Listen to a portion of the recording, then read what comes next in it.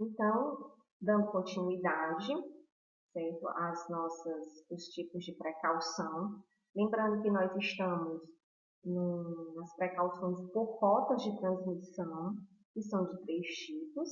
Nós já vimos através da precaução de contato. Vamos estudar agora a precaução por aerossóis ou precaução aérea, também chamada, né, tem esses 2 nomes. E também tem a por gotícula, certo? Essas precauções por aerossóis ou aérea, ela tem a finalidade de reduzir o risco de transmissão de agentes infecciosos por via aérea, a qual ocorre através de disseminação de partículas. Essas partículas são minúsculas, elas são menores que 5 micras, evaporadas de gotículas, que podem permanecer suspensas no ar por longos períodos de tempo e podem ser dispersadas a longas distâncias. Só para vocês terem ideia, o tamanho, né, desses aerosóis, que são menores que 5 micras, micra é o plural de micro ou micrômetro. Só para vocês terem ideia que 1 micro ele é equivalente a 1 milímetro dividido por 1000, ou seja, ele corresponde a 0,001 milímetro. Só para vocês terem ideia, um grão de areia corresponde, o tamanho de um grão de areia de 200 a 500 micra. Então, só para vocês terem ideia do tamanho, é algo tão minúsculo, tão pequeno, esses aerosóis, que, claro, impossível a gente ver, óbvio, mas para vocês terem ideia do tamanho, né, que são muito pequenos.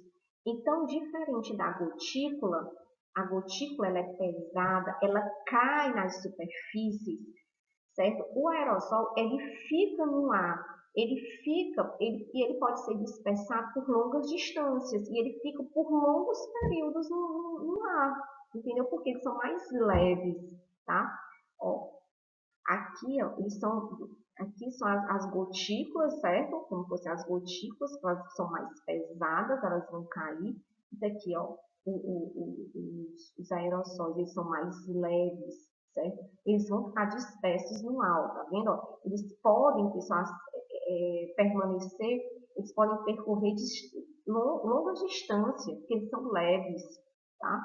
Diferentemente do que da gotícula. A gotícula, ela pesa, certo? Ela cai, tá?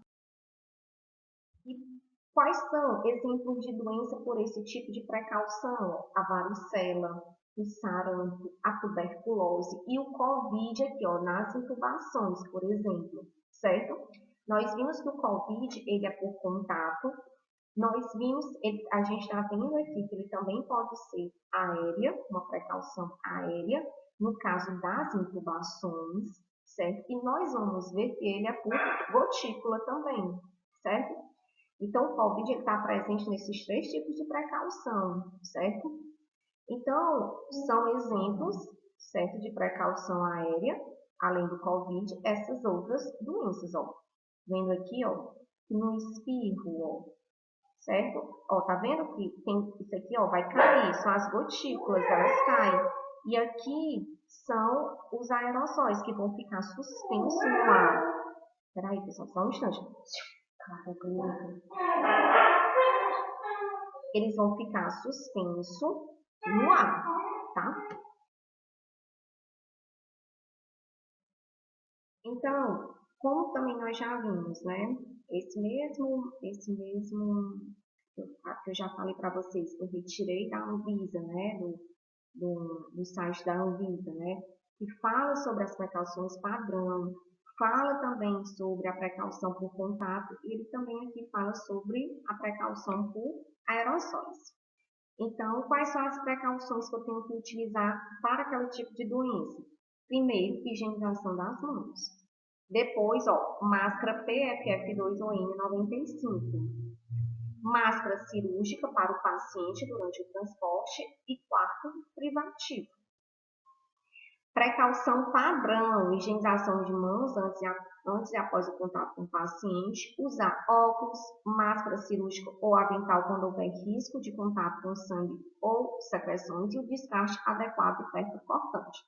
Precaução padrão, como nós já dissemos, estamos falando isso desde o início, para todo tipo de paciente com qualquer patologia, certo? Então, quando a gente vem aqui para os aerosóis, eu tenho que ter as minhas precauções padrão, mas manter a porta do quarto sempre fechada e colocar a máscara antes de entrar no quarto.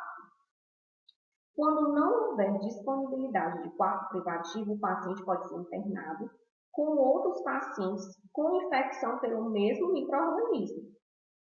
Pacientes de suspeita de tuberculose resistente ao tratamento não podem dividir quarto com outros pacientes com tuberculose.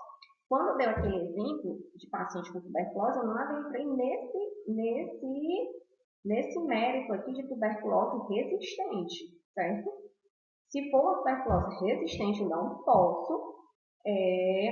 não posso deixá-lo com um outro paciente, mesmo que ele também seja por TB, porque existem tratamentos diferentes, sabe, pessoal? Para pacientes com TB, a TB resistente e a TB, quando ele nunca teve, ele faz o tratamento, certo? E não um paciente novo, ou multiresistente, né, no caso, certo? Então, assim, lembrando que quando eu dei o exemplo, né, eu falei em algum slide aí, a gente falou de deixar com a mesma doença, eu citei a tuberculose, mas não a tuberculose resistente, porque se ela for resistente, ele não pode estar junto com o outro paciente, mesmo que ele também esteja com tuberculose, certo? E o transporte dos pacientes deve ser evitado, mas quando for necessário, o paciente deverá sempre ser transportado, ele tem que fazer uso da máscara cirúrgica, certo? Durante a sua permanência fora do quarto, certo? Então, no transporte do paciente, eu tenho que colocar uma máscara cirúrgica nele. Ele não pode ser transportado sem máscara cirúrgica.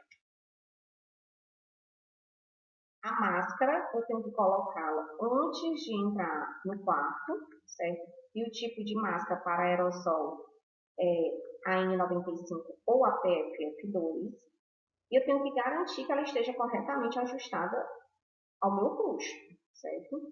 O avental, né, em caso de risco de respingos e contatos com secreções e, eventualmente, o uso de protetor impermeável, caso seja previsto grandes contatos com secreções. O quarto ele é privativo, se possível, e se eu não puder deixar o paciente sozinho no quarto, eu posso compartilhar esse quarto, mas a distância entre os pacientes tem que ser pelo menos de 1 metro. A ventilação para a área externa do prédio, manter a porta sempre fechada. Eu também tenho que evitar transportar o paciente para outras áreas do hospital. E caso seja necessário esse transporte de paciente, o paciente tiver que sair do quarto, ele tem que ser transportado com a máscara cirúrgica. Ele não pode sair do quarto, em hipótese alguma, sem a máscara,